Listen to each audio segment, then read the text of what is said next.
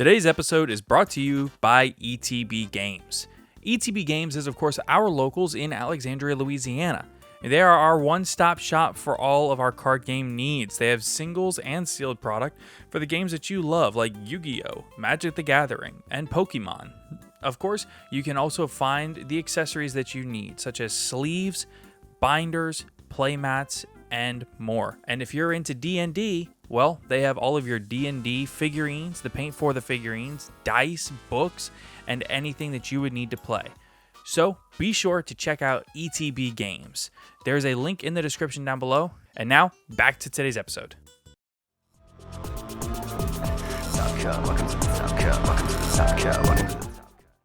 Hello, everybody, and welcome into today's episode of the Top Cut Yu-Gi-Oh! Podcast. We want to, of course, thank our wonderful sponsor, ETB Games, who brought us into the show with a wonderful advertisement. And of course, if you are interested, you can check their link out in the description down below. We also want to thank our other sponsor, Gem Accessories. You can see their commercial on our Friday's episode. They also have a link down below with a discount code, The Top Cut, for 10% off your first order. And our regular sponsors, Millennium Threads, as well as Millennium Threads also a discount code for 10% off. That's down there too. And Dragon Shield and TCG Player, we have affiliate links for both. All you have to do is click them before you shop, and it will help us out personally. Now, the other way that you can support the Patreon, if you would like to pay a little bit extra to support us, is by doing Patreon. So, I am Sunny. I'm here with my co-host Caleb. Yo. And of course, let's thank all of our wonderful patrons. So, a huge thank you to Cam Yang, Top Cuts Trouble Sunny, and Caleb, Austin Johnson, Kane Martin, Marshawn Jones, Zyphris, Yeet Defeat, AD, Blackwing, Silverwind the Ascendant is the best floodgate. Best one. Okay, so there's some context here. This particular patron just won our Top Cut Podcast Remote Duel Invitational.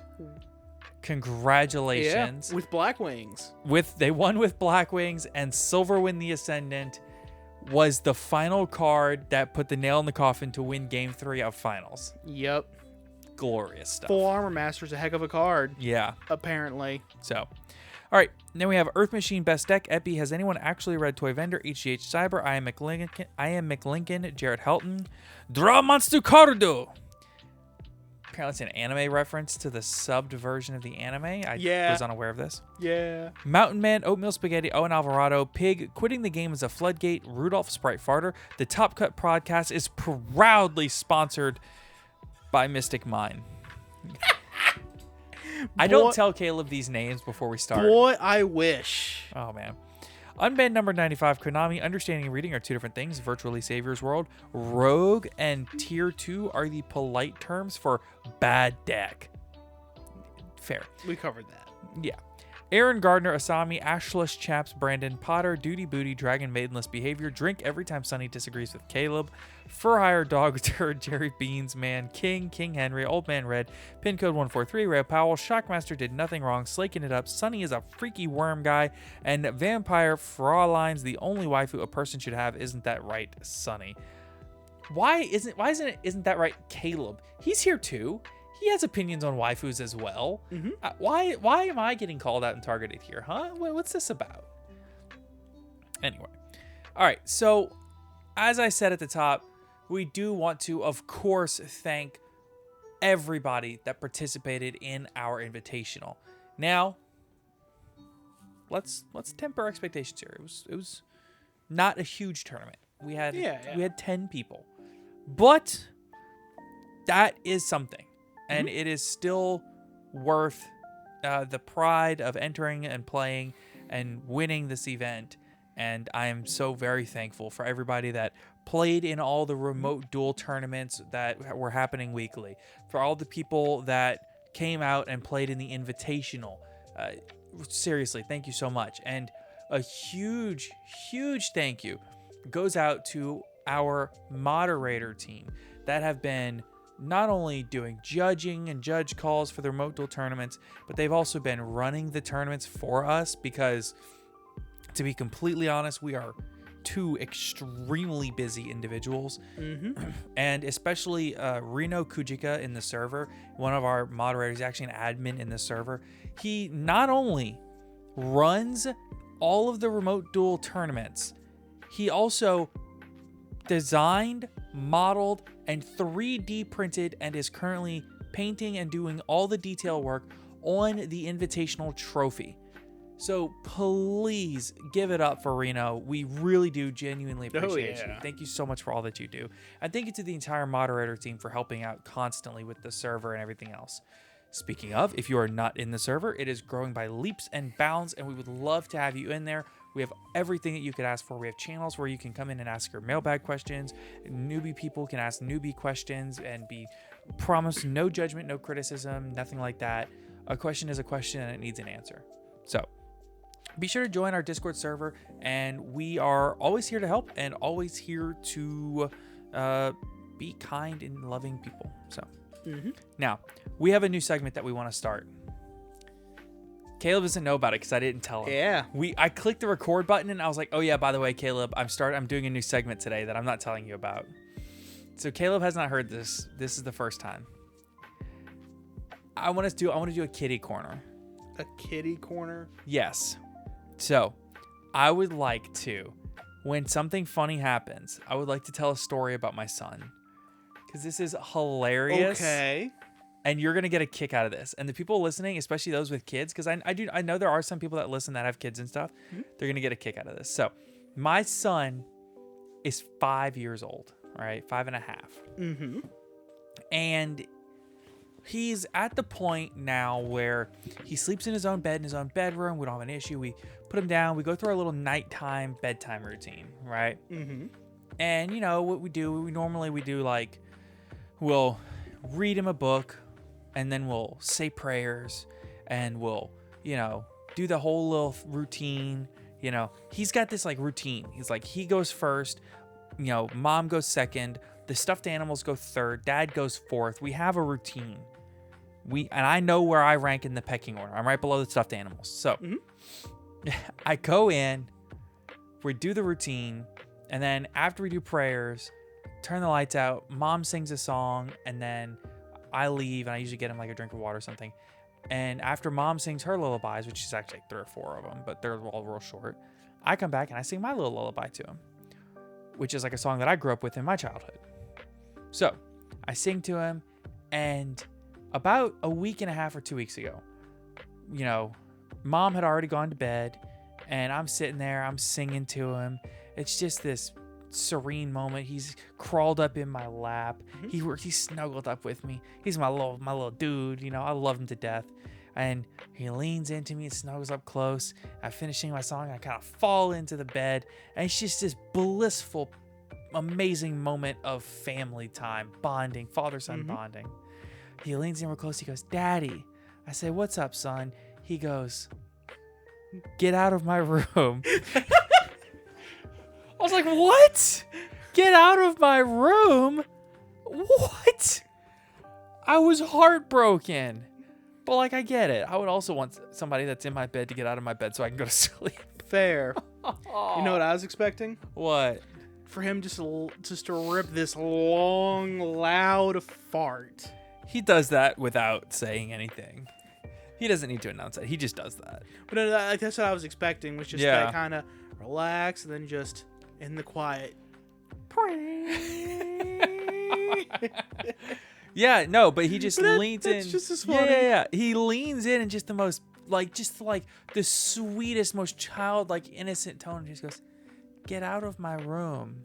I was like, "Fine." And I stand up and I put him in his spot and I leave. He goes, "Wait, no, hugs and kisses."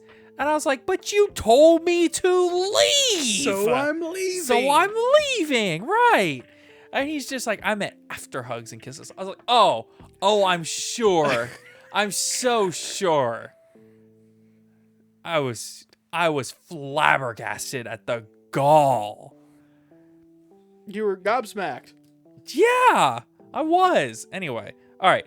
So I felt like I needed to tell this story. And I've got another good one from today, but I'm going to save that for maybe next week. I'm going to keep this to at most once a week. But I had to put that out there. That's funny. I thought you would enjoy that.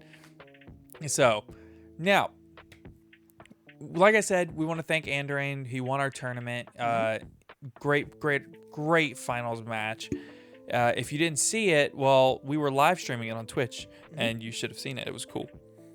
So, past that, we want to talk about our main segment today, which is we're going to do a bit where we talk about cards that have been crept out versus cards that are still good in today's metagame. This is more for like some older players who played back in the day and came back and are like, what happened to these cards? Exactly, because there's so many cards. Wait, this card's good now? Wait, this card's bad now? Yeah. Yeah, so there's so many cards that... A great example is somebody that played when they were just a little kid, 2003, 2004... really even as far in as like 2008, 9, and even 10. Even 2012. Yeah, somebody around that time may have seen a card like Mirror Force and said, oh my goodness, you have to play Mirror Force. It's the best card in the game. It just wipes your opponent's board. Yeah, but this day and age, Mirror Force is pretty bad. Yeah, listen. They've made like 3... They originally made... So they had Mirror Force, and then they made Dark Mirror Force. Yeah, but that came out, like, not that much farther down the line. And then they came out with, like...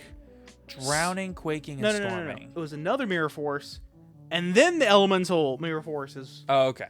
I was unaware of the other in-between one. It's bad. It was bad even when it released. Okay, so there's Mirror Force, Dark Mirror Force. Some other one, which was just bad. And then the 4 elemental ones, Quaking, Drowning... Blazing, and forget the wind one. I don't know that there is a wind. Storming. Quaking, Drowning, Storming, and Blazing. Okay, yeah, I guess there are 4. Yeah. No, I think that would make sense. That's all 4. Yeah, that's all 6. That's all 6 attributes. Yeah. I don't think there was another one in between. There was one more, but it was like Mirror Force Launcher, I think. Oh, I have no idea. Which I think is like you said, a Mirror Force. I don't remember. Doesn't matter. But we have the 6. So you have the base 2 Mirror Forces with Mirror Force and Dark Mirror Force, and then the 4 more elemental based ones. Mirror Force Launcher is structured at Rocket Revolt. There we go. That's way later down the line. Oh, and then there's also Mirror Force Dragon. Yeah, I guess that is technically a thing. But that's not what we're here to talk about. Yes. The point is, there are cards that... Oh, I guess it was in Cybernetic Horizon. So that's... Okay. All right. Okay. It's not that new. Anyway, the point is, there are some cards that somebody that played the game in the first half of the game's lifespan might remember as being a really good card, but it's just not for one reason or another. Whereas there are other cards that they can remember from those times that not only still see meta play, but are some of the best cards in today's meta game. Or even funnier, a card that was just kind of meh back in the day, all of a sudden is like, what?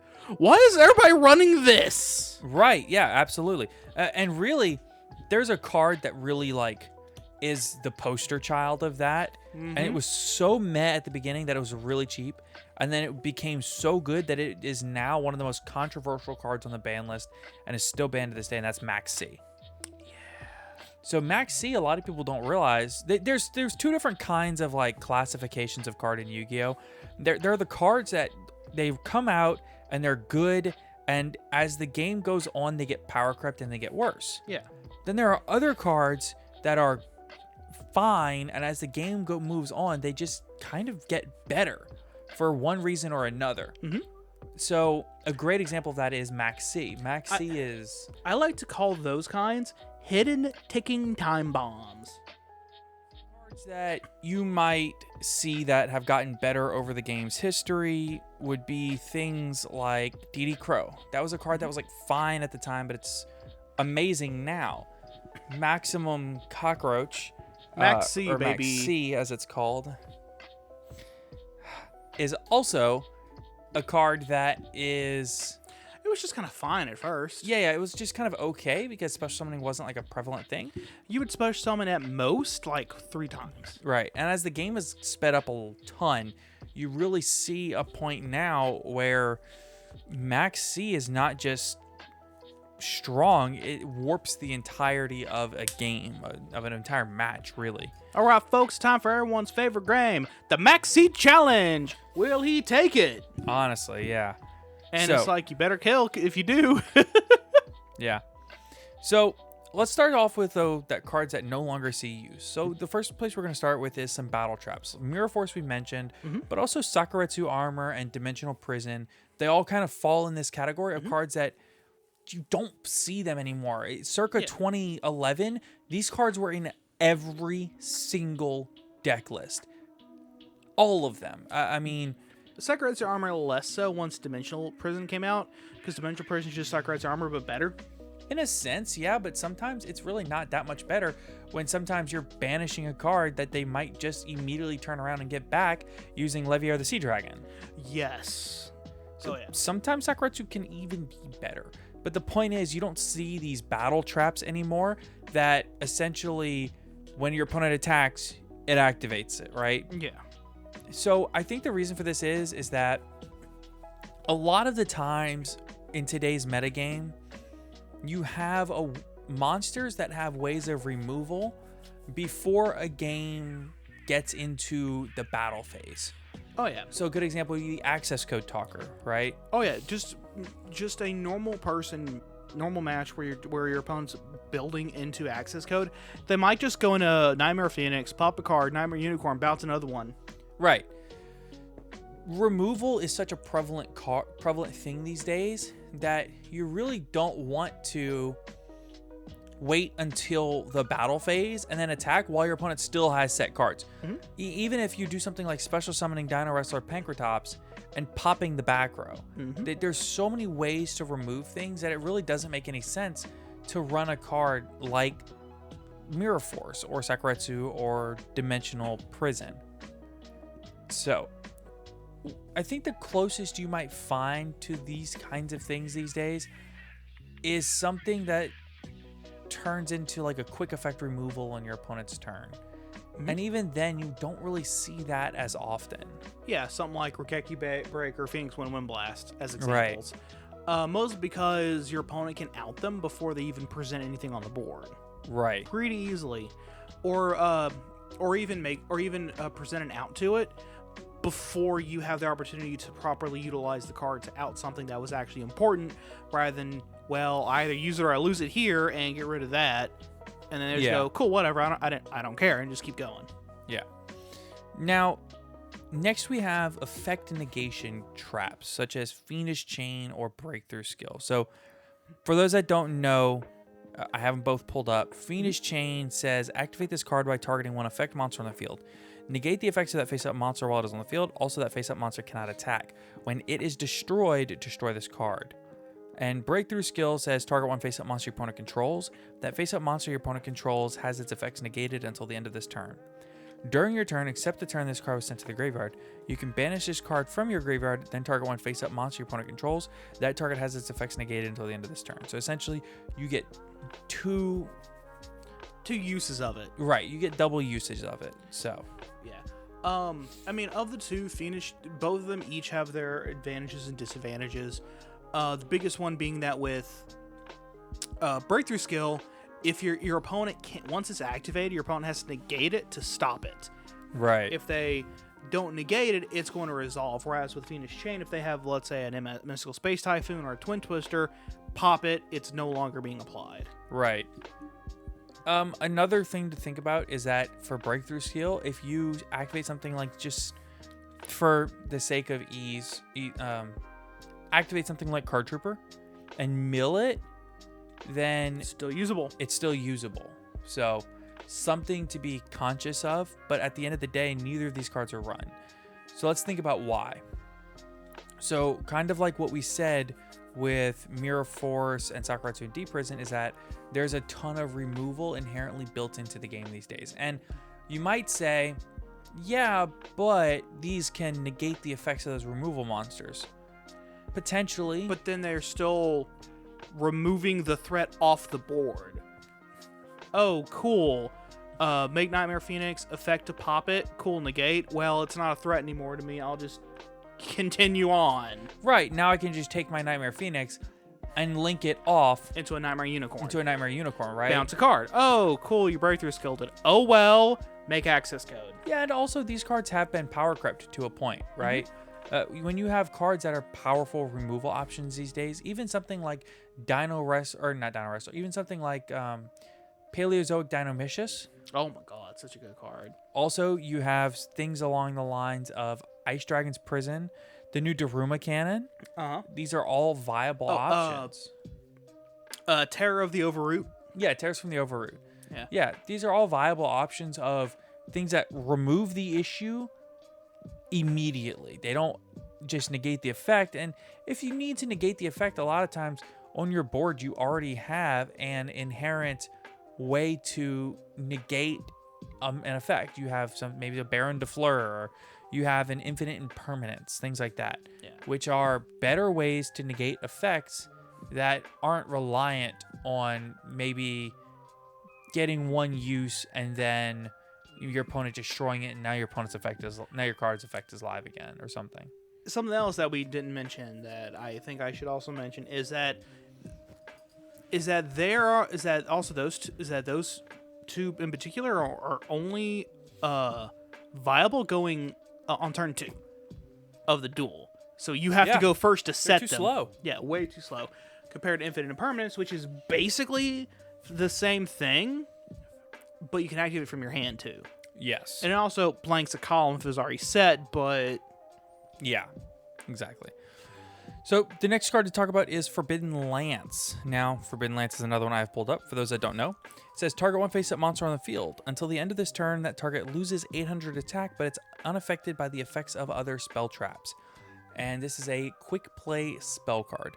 So, something to consider here is that for Forbidden Lance specifically, it doesn't see the play that you see from the other Forbidden cards. Obviously, Forbidden Droplet is very new, so people still want to play that. Yeah, and then Forbidden Chalice being kind of a cheaper option if you can't afford something like Forbidden Droplet or what have you.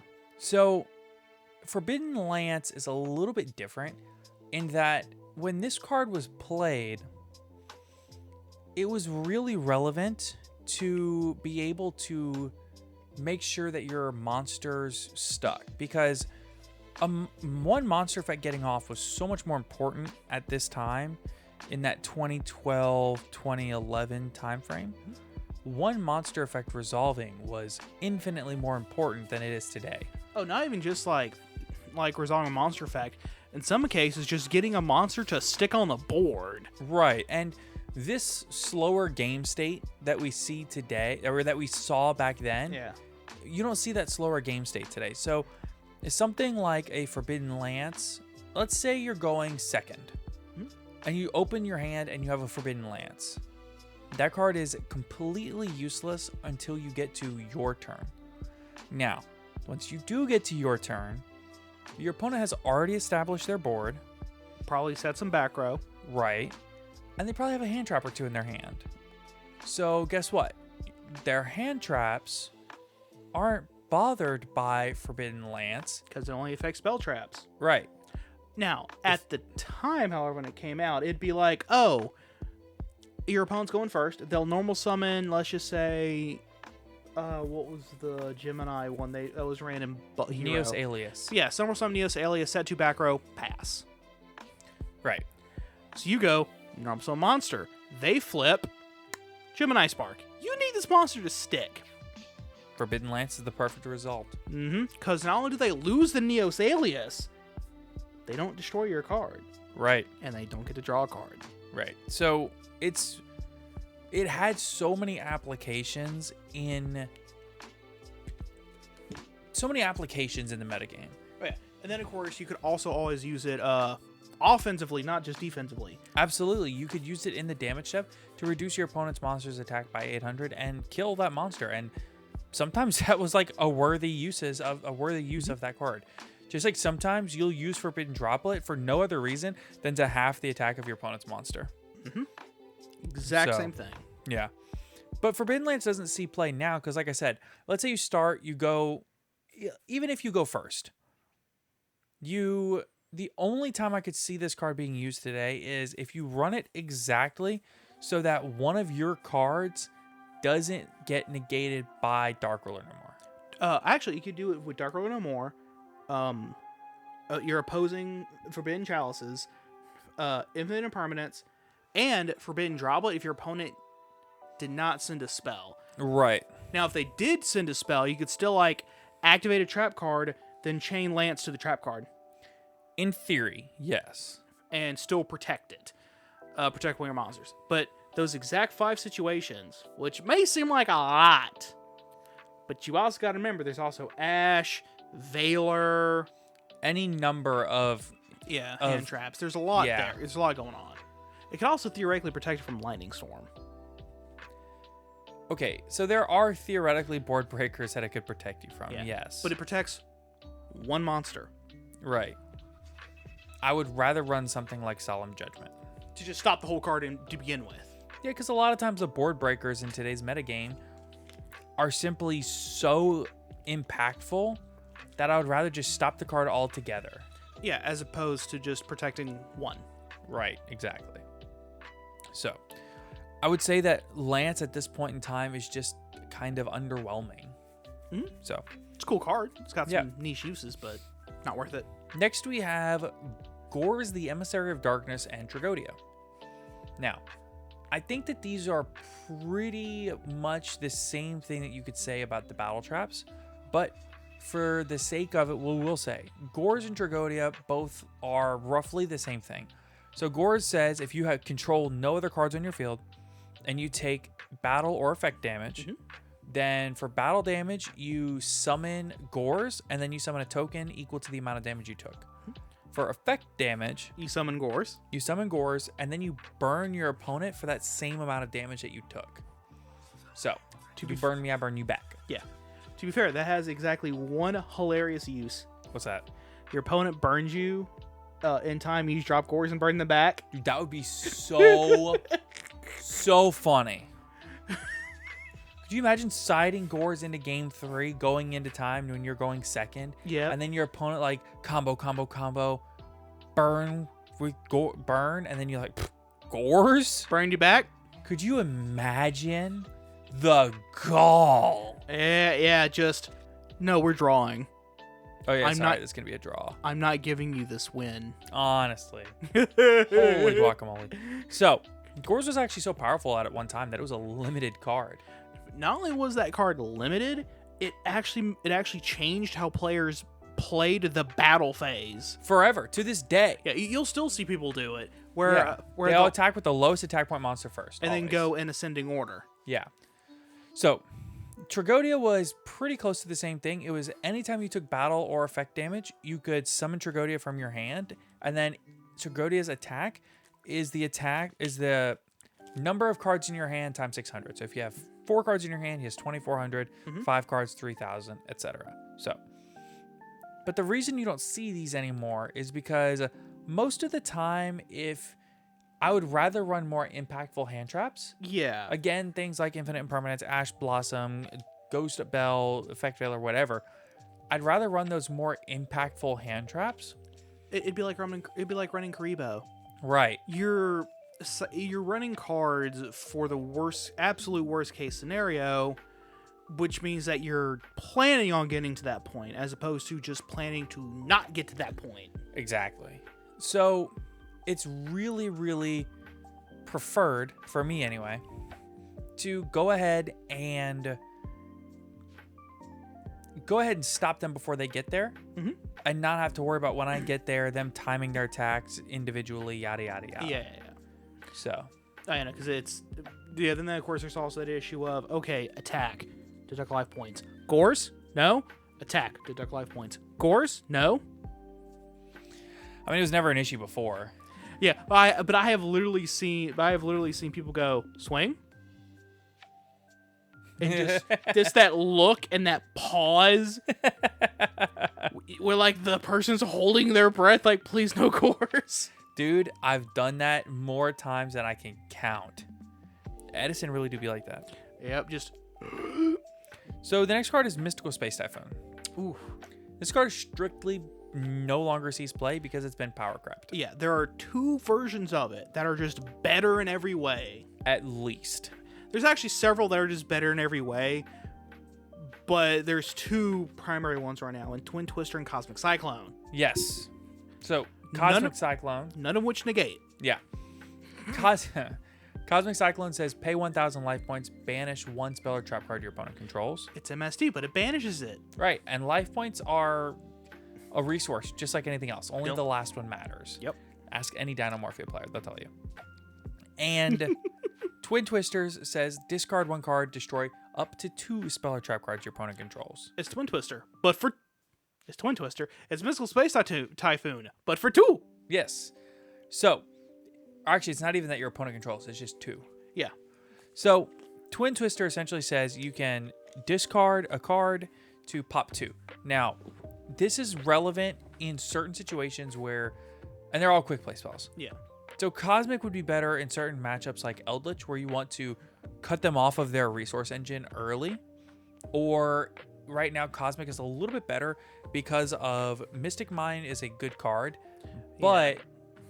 They'll sometimes Beat Cup from the Underworld will put a counter on it, making it to where it can't be destroyed. Oh, Beat Cup and Field Barrier. Yeah, so if for Beat Cup and Field Barrier, the Mystic Mine won't be able to be destroyed. You can still banish it. But you can still banish it. So that's the perk of Cosmic Cyclone is... Excuse you. Oh, thank you. It cuts your opponent off of the resource a little bit more firmly. Yeah. Even something like Tearlament Suliak, it won't go to the graveyard, so it won't mill or anything. Bingo! It's just gone. Right. Actually, in a lot of older Mystic Mind decks, it also prevented a Magical Stone Excavation for getting it back. Yeah. If they're playing that kind of degeneracy. Yeah. Something else that is worth considering is Twin Twister. Now, Twin Twister comes in if a lot of times you have decks that are kind of perfectly okay with discarding a card. For example, it's really good in Sword Soul because you can discard the 10Es and you're not really affected. Mm-hmm. Now, where it's really good is if you want to knock multiple cards from your opponent, and where I use this a lot was in the, I used it a lot in the Prank Kids matchup. Mm-hmm. That way you could hit like their Prank Kids back row cards that they would set. Mm-hmm. I love using it in the Fluanderees matchup. That way you can hit their Unexplored Winds and their Field Spell at the same time.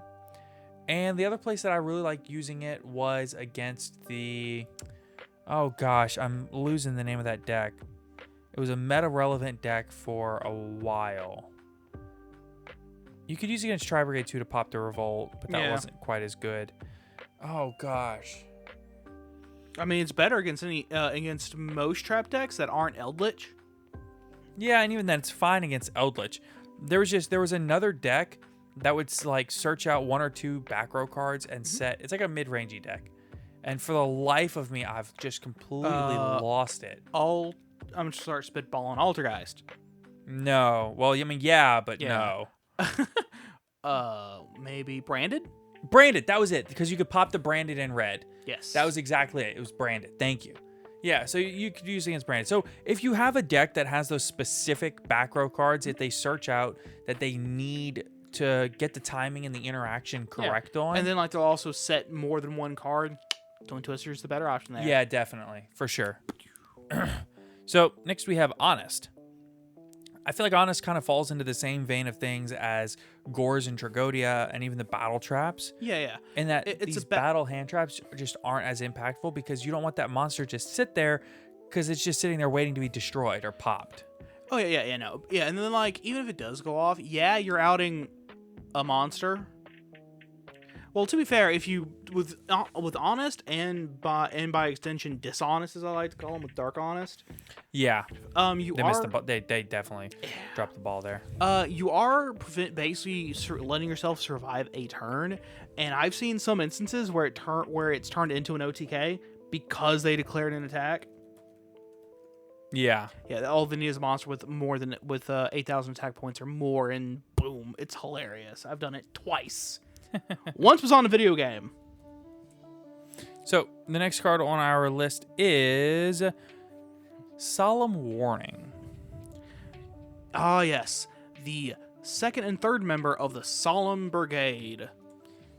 Second and third, just the second member. Well, no, because the Solemn Brigade was a set of 3 cards. Okay. Yeah. Judgment, Warning, Warning. Yeah, okay. You're right. Yeah. So, Solemn Warning is strictly because it has been power crept for the most part. By strike. Yes. So, nowadays, you're not really necessarily looking to stop the summons themselves. And if you are, you're mainly looking to stop things, not necessarily things that are going to do a summon, so much as things that are summons that are actively happening right now. So I'm more worried about you doing a synchro summon or a link summon than I am you doing a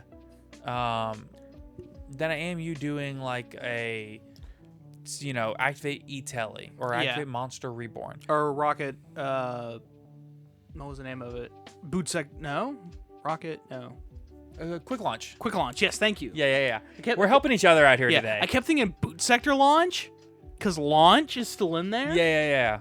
So when you look at it, Solemn Warning can negate the effects of cards that will special summon a card. But Solemn Strike lets you just negate the summon itself. So it'll let you negate, I hate to say this word, forgive me, judges, I know you're going to cringe, inherent summons. So summons that do not start a chain. Things like Synchro summons, Exceed summons, Link summons, all of that. It can also stop things like a Pendulum summon. Yeah. Cyber Dragon, Chaos Sorcerer, Blackluster Soldier, Envoy at the beginning. Yeah, so a good way to know problem solving card text wise.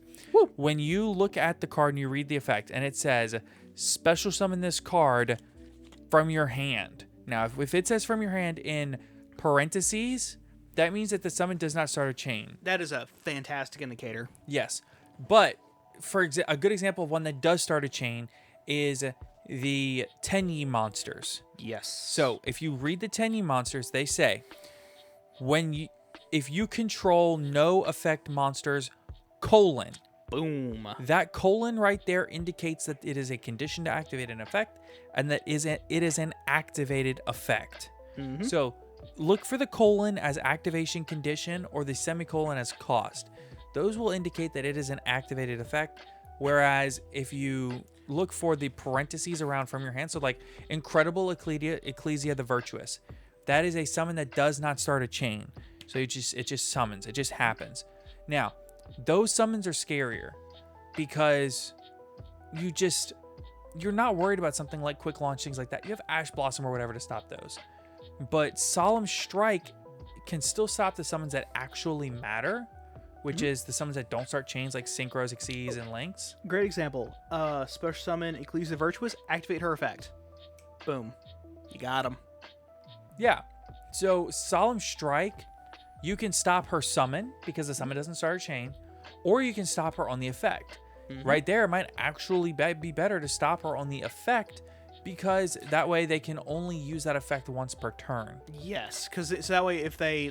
It's like, let's say they have 2 in hand, they special 1, you strike it, not on activation, but on summon, they just go, cool, normal summon, activate effect? Yes. So Solemn Strike really is just a strictly better card because it still hits the summons that matter, but it can also stop a monster effect from activating. So that's why Solemn Warning is no longer seeing play. Solemn Judgment, though, we'll talk about in a minute. Still a good card. Oh, yeah. Pot of Avarice and Pot of Duality. Now, Pot of Duality has a bit of an asterisk because it's very, very played in a couple of decks. But all of them cheat. Yeah, so Fluanderee's normal summons 8 times a turn. Yeah, for them, to Fluanderees, their normal summon is a special summon. Right. And Eldritch is an extremely slow control deck that barely counts as a deck. Yeah, they because they'll Pot of Duality, set 5 pass. Right. And then special summon on your turn. Yeah. So they're not really worried about Pot of Duality. But Pot of Avarice is the main one I'd like to talk about here. And this, again, falls under the it's just too slow. Now, this is going to be a recurring theme. So Pot of Avarice is just... It's reliant on you filling up your graveyard with stuff and then drawing a couple of cards, whereas... Well, I think we should specify exactly the activation conditions of these cards. I just realized. Okay, so Pot of Avarice is if you have 5 monsters in your graveyard, you send 5 of them back, and then draw 2 cards. Yes. Poly Duality, reveal the top 3 cards, add 1 to your hand, shuffle the other 2 back in. You can't splash them for the rest of the turn. Yes. Simple. So the biggest issue with Poly of Avarice, however, being that you have to. What was the release order on those cards? Which one came out first? Avarice came out first. What set did Avarice release in? Elemental Energy.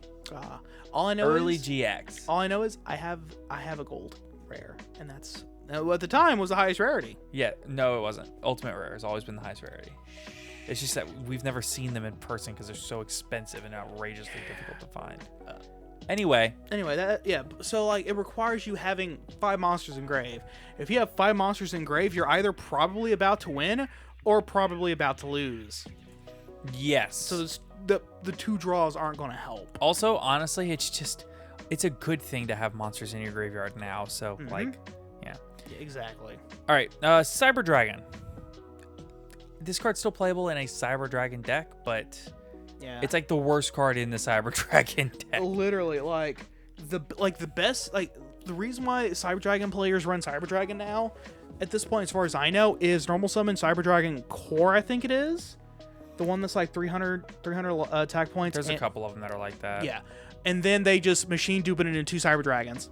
Yes, and then overlay into Cyber Dragon Nova into Infinity. Or Nova, effective Nova, special another Cyber Dragon into Infinity. And beyond! Yeah, but also Cyber Dragon's been power crept. Pank exists. Oh, Pankratops is just better. And then now Pankratops... Kshatriy Fenrir. Yeah, has been power crept by... I disagree. To be fair, there is advantages and disadvantages to Kshatriy Fenrir over Pankratops. The biggest advantage, though, is that whenever it's summoned, you search for another copy of itself. We'll talk about that in a minute. Yeah. Okay. So the last thing that you really don't see play is some of the old extra deck utility monsters. So we have Armory Arm. It got errated, actually. Yeah. It's not as good. Well, it got errated, then got errated back. Yeah, it's been unerrated, but it's still not that good because it's been power crept. It's been power crept, yeah. There are better things to run.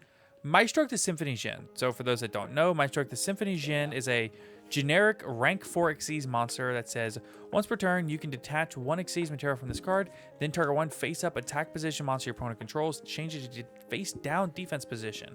If a Djinn monster you control, or if a Djinn monster you control would be destroyed, you can attach 1 material from that monster instead. Yeah. This card was awesome, but it's To be fair, the only other rank 4s at that time that I can remember at the time was Utopia, and I think Gemini Pearl. Yeah, but to be fair, if I have 2 level 4 monsters on the field and I want to do something with them, I'd rather make Abyss Dweller these days. Yeah, nowadays you got Abyss Dweller if they're both water, Bahamut.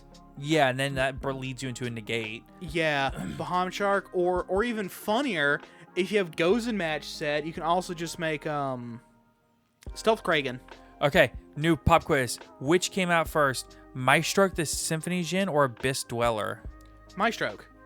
You think so? Yeah, I'm pretty sure Maestro was part of the second Xyz structure deck, and then that came out during, and then I know Abyss Dweller came out during the water set, which was after the second structure deck. Maestro the Symphony Djinn came out on April 17th of 2012. Abyss Dweller released on November 9th of 2012. That's good. You got it right. Good. Okay, so, but yes, there are just better things to run. I would rather even just link 2 into a Nightmare Phoenix. Yes. Your generic 2 material cards are just better. Oh yeah. So, Castel the Sky Blaster Musketeer falls under the same thing. I'd rather do 2 into a Nightmare Phoenix and then just, or Nightmare Cerberus for monsters. However, there is exactly one instance where Castiel is better. Yes. Any monster that can't be destroyed. I was going to say exactly Megaclops. Yeah, because you can just spin it back. Yeah, because it can be unaffected. It's an Xyz monster. Yeah.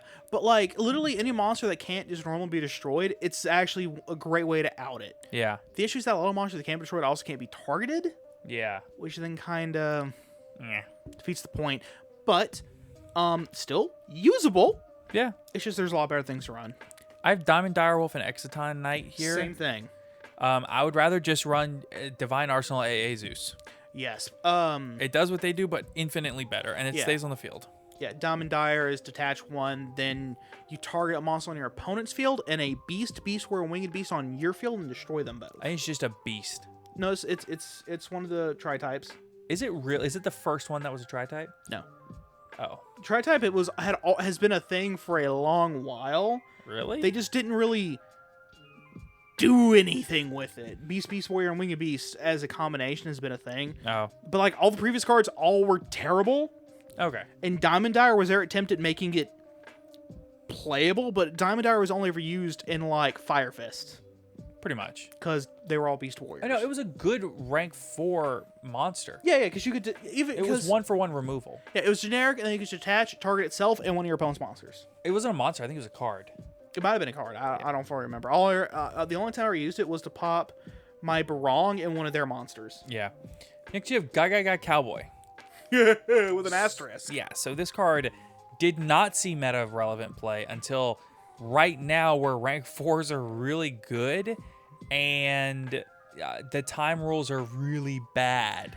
Back in the day, so basically there was actually a very short stint of time where people noticed that they were ending with like 2 level 4s on board and their opponent having under 800 life points, or like, this is perfect. Because they'll go swing, their opponent has under 800, Cowboy. Yeah. That's where the phrase Cowboy for game came from. So, but now Cowboy for game means going to time and then burning your opponent. Yep. All right, so we have a couple of cards that have actually stood the test of time. Yes, that are still good to this day. Yeah, we've been very negative about a lot of these cards, but some of them are still really good and really relevant. So, first example I have is Forbidden Chalice. Ooh, still a good card. So there's some really key differences between Forbidden Chalice and Forbidden Lance that you should realize. The main one is Forbidden Chalice negates effects, which is much better. It can work as active 1-for-1 removal on like if you're going second. So it can be good. Yeah. Oh yeah. No, it's really good. It's good going second. It's good. It's best going first. Yes. But it's also not a dead draw. Going second. Not only that, I wouldn't even necessarily say it's better going first. I think it's better going second, maybe, huh? Well, if you're going first, you can use it to even stop them from making the thing that you're going to negate going second. Anyway. It's also really good in formats where there's hand traps that summon themselves. Yes. So examples or monsters that summon themselves and get effects when summoned. So examples are at the beginning of this year. Yeah, at the beginning of this year, the most prevalent thing was you had Sword Soul and a lot of decks running Token Collector for Sword Soul. Token Collector. So Forbidden Chalice was awesome because you could stop the Token Collector. But also it was really good because if your opponent went first and they went to Scythe lock you, then when they summon Scythe and activate Scythe's effect on field to lock you, you can Chalice them there. Yep. So it really had some very good applications. Also a funny thing you can still do with that card is a battle trick. Yeah, a battle trick, because whatever monster's effect it negates, it also gives an extra 400 attack. Right. The funniest thing I've ever done with that card actually was I summoned a Photon Thrasher, I think it is, the one that you can special summon. Sure. Yeah. Then it can't attack. Yeah. Negated its effect, made it a 2500 swing. Yeah. It works. So now we have Effect Veiler. Effect Veiler is a really weird one because there is a power crept version of it in Infinite Impermanence. But a lot of decks just play them both. Because as it turns out, negating an opponent's monster's effect from your hand is really, really good. Oh yeah, and then like even if you're going first, you can still just set it. Yeah. And it just gets even better. Yeah, absolutely. Next we have Solemn Judgment. So being able to just say no to a spell or trap, or even a normal summon, is pretty powerful. Yeah, Solemn Judgment in general is such an odd card because it feels like it shouldn't be that good because it's really only good going first. Or unless you're Eldritch and you can use it going first or second. But in general, it's really only good going first. But as a whole, it's just so powerful at stopping your opponent's board breakers that it's really a great card regardless, because there are so many board breakers going around that it's just necessary to stop them. Man, does it feel good to go full ham and your opponent just like you start going, your opponent just sets their hand down and just watches you going, yeah, and then like you get your board set up, they smile, pick up their hand, they're like, oh, set one pass. Darker Lord no more, Judgment. Amazing. All right, the next card we have here is DD Crow. This card has gotten so much better over the years in both old formats and new. Dude, if you play Edison right now, you almost have to be playing DD Crow, because people have realized that even in Edison format, the graveyard is crazy as a resource. Oh yeah, Foolish Burial, Plague Spreader. Yeah, Plague Spreader, Globe Bulb, or Nope, Globe Bulb's not in the format yet. Oh, it isn't. Yes, you get what I'm saying though. I get Foolish Burial Revival, Crow it. It's gone. Problem solved. Even Ronin Totem at that time. Yeah. So, and then in today's day and age, obviously it's crazy because of how much the graveyard is used as a resource. So just an insane card all around. Even just like 2 years, like a year or two ago, whenever it was Drytron. Yeah. DD Crow and the Benton when they tributed it for Alpha. Yes, absolutely. Next we have Instant Fusion. Instant Fusion, as it turns out, the more and more that they release level 5 and lower fusion monsters that are good. And with better and better effects. Yeah, so it's really good because you can cheat out a Millenniumize Restrict to get hand trap protection, or you can do something like, I don't know, Tier Elements Kit Kalos is a pretty good card that you can just summon. That's kind of crazy. Oh yeah, man, I remember back in the day, circa 2013, when I was playing original Madolche, I would use that to bring out a Fusionist as an extra level 3 Earth, or a Carbonala Warrior for a level 4 Earth. Yeah. Book of Moon. Ooh. Turns out it's really good because if you flip down your opponent's monsters, they can't use them for Synchro, Xyz, or Link summons. There is one exception to the Link summon, though. Wait, is there? One. Oh, the Ghost Rick Link one. Ghost Rick Festival, you can use a face down Ghost Rick as material. Which is hilarious. Enemy controller, as things get stronger and stronger, and tributing off a monster to steal an opponent's monster, turns out is not that bad because it just puts your monster in the graveyard as a resource. And on top of that, a lot of times it can either proc an effect for you, or it can just shut off your opponent's turn. It's actually really cool how utilizable, how much utility the card has. Yes. Oh yeah, no, just like your opponent normal summons a monster, activates effect, special summon the second monster, so that way they can overlay into an Xyz or Link 2, and you're just like, yeah, that's effect's good. Chain Tribute, steal the first monster. Yeah. Got an extender? You better. Yeah. Or it can even be used to break an opponent's board. It's something that's crazy is if your opponent ends their board. Oh, you're gonna love this. Let's say it's a Sprite mirror match, okay? I go Sprite starter, special Sprite blue. Activate effective Sprite blue. My opponent chains, say, effect Veiler. Just a card. Chain enemy controller. Steal one of theirs. Tribute, steal their Sprite elf. Yeah, tribute the blue, steal the elf, blue still resolves. And now you have an elf too. And you have their elf. Amazing.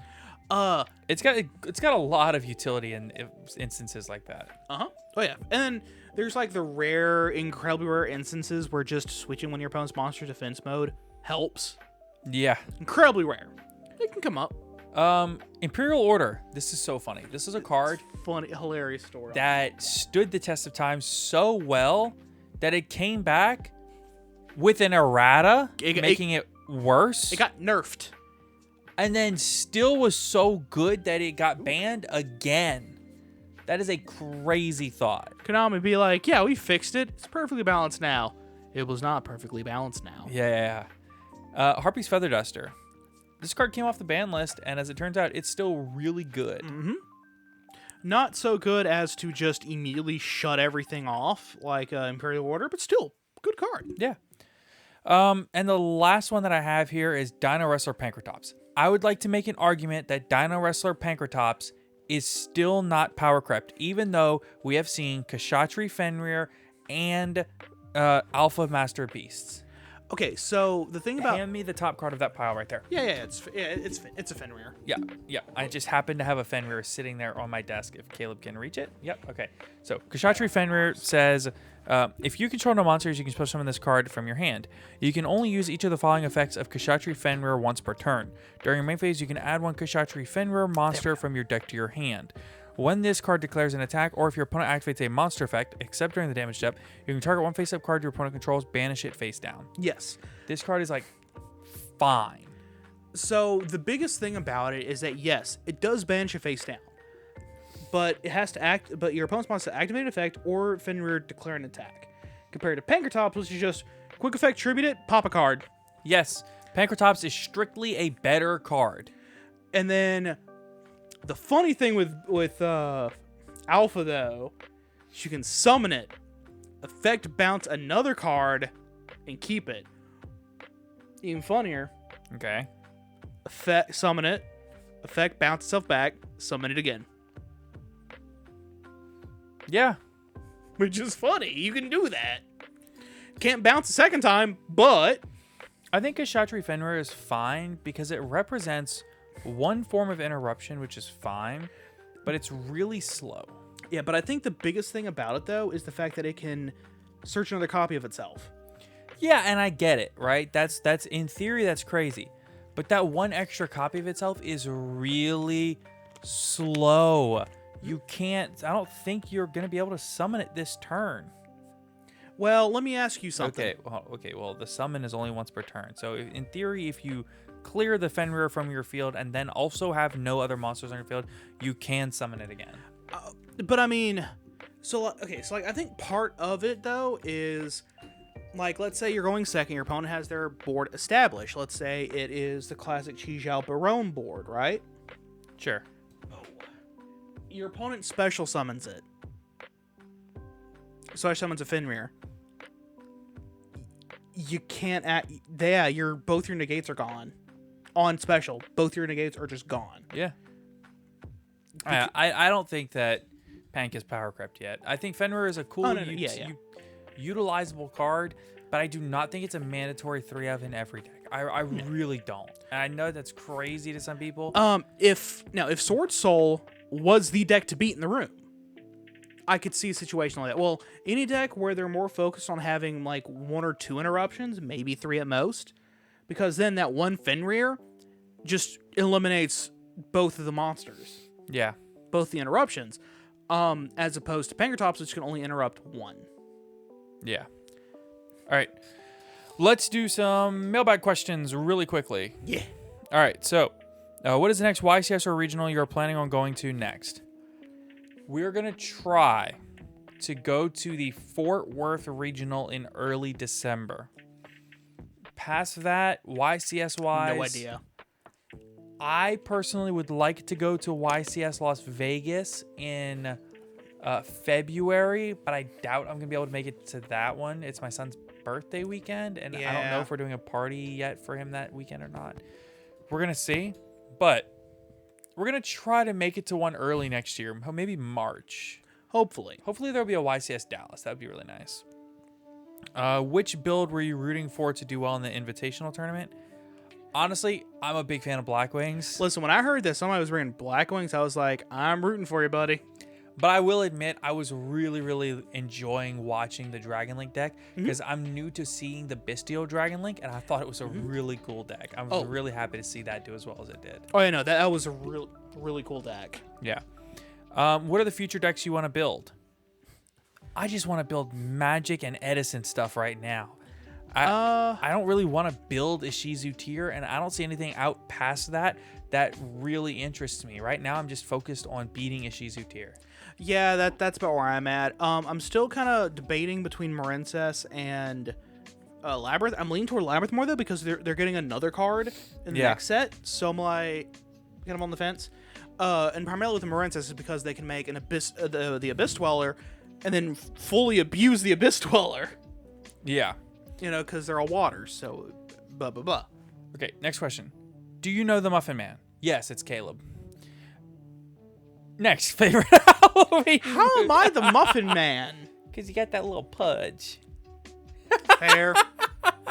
What's your favorite Halloween movie?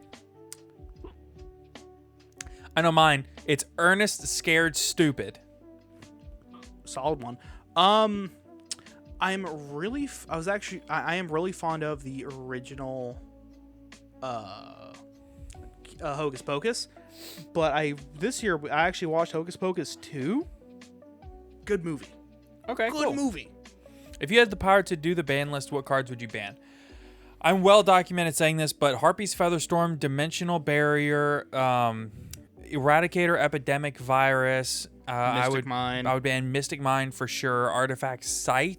And honestly, that's just the start. Maybe Call by the Grave too. What do you think is Luffy's real dream?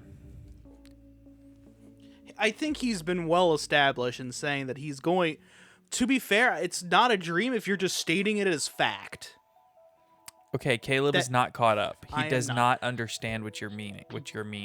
But I do have a point there. Do I not? Actually, no. You've seen it. So, do you remember the part where Luffy and his brothers? I don't know if everybody is caught up. Yeah. Are like toasting, and they all say their dreams. Yes. And Luffy says his dream, and they both look at him shocked. Yeah, because he doesn't actually say it. It's just right, and you don't hear it. Yeah. That has happened again later, and it is now implied that his dream is no longer to be the Pirate King. It's something else much grander. But he has to be the Pirate King to get that dream. Fair enough. Okay. To be fair, though, I think it's to unite the world. Am I wrong in saying that it is not a dream if he is just stating it as a fact? Yeah, that's the point. So, like, being the Pirate King is not really his dream. Yeah, it's a stepping stone to achieving his dream. Yeah, but that's what which is awesome. Yeah, but I was saying, like, even if his dream was to be the King of the Pirates, he never says my dream is to be King of the Pirates. I hope to be King of the Pirates. He says I will be. Yeah, it's not a dream. It's just a fact. Why does Konami hate the TCG players? Because we're all big whiny babies that complain about literally everything they do to the point of abuse. Very possibly. What are some popular hand traps for this upcoming format? Silent Graveyard. I keep saying Silent Graveyard. I cannot say Silent Graveyard enough. Silent Graveyard. It's not really a hand trap, though. DD Crow, Called by the Grave, all of the Bestial cards. Is Regeki better than Lightning Storm? Maybe sometimes in certain situations. I can think of exactly one situation, and that's if you already have an established board. Yes. But you need to clear out your opponents to go in for the kill. Top decking turn 3 is so much better. Mm-hmm. So, all right. That will do it. That's going to wrap it up for today's episode of the Top Cut Yu-Gi-Oh! Podcast. Again, a huge thank you to all of our patrons, obviously. So, if you're interested in supporting us on Patreon and hearing your name read out on the podcast, within reason, we will not read names that we think are towing the line of not acceptable. Be aware of that. We reserve the right to refuse names. But if you are interested in that and you want to go that extra mile, support the podcast, get some merch by joining our Patreon too, which is also cool. With the whole, we reserve the right, we will inform you. Yeah, we usually send a message. Yeah, beforehand. Yeah. But regardless, if you want to go that extra mile and support the podcast, you can always go ahead and join our Patreon down below. You can also go ahead and do the affiliate links. That supports us a huge amount. So you're more than welcome to do that also.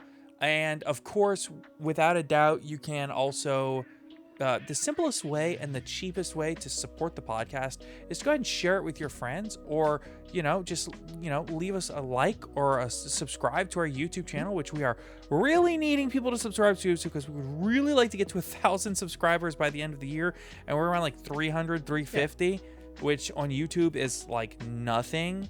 And we know that we have the listeners to do this. We know that people enjoy the podcast and listen to the podcast a lot on Spotify and iTunes. Mm-hmm. So, like, I get it if you don't really watch it on YouTube, but if you could just go subscribe really quick, That would be swell. Also, you can see some of our really funny shorts and deck profiles that we do. We do other things on our YouTube besides just the podcast. But and the podcast is not just audio on YouTube anymore now. It's a full video production. Video, so you can see how I talk with my hands. Which he does a lot. So be sure to check out our sponsors, check out our Patreon, check out our YouTube page, check out our Discord server, all of that, Twitter, everything, all those wonderful things. Be sure to... There was something else. What am I forgetting, Caleb? I mean, it sounded like you already got everything. Be sure to leave a comment down below on wherever you are and tell Caleb how great of a day he's having today. Look, he looks wonderful. He looks like a happy person. Okay. Hey, thank you all so much for listening to the podcast. Happy late Halloween, by the way. Yes. And until next time, have a great week, everybody. Take care, everybody.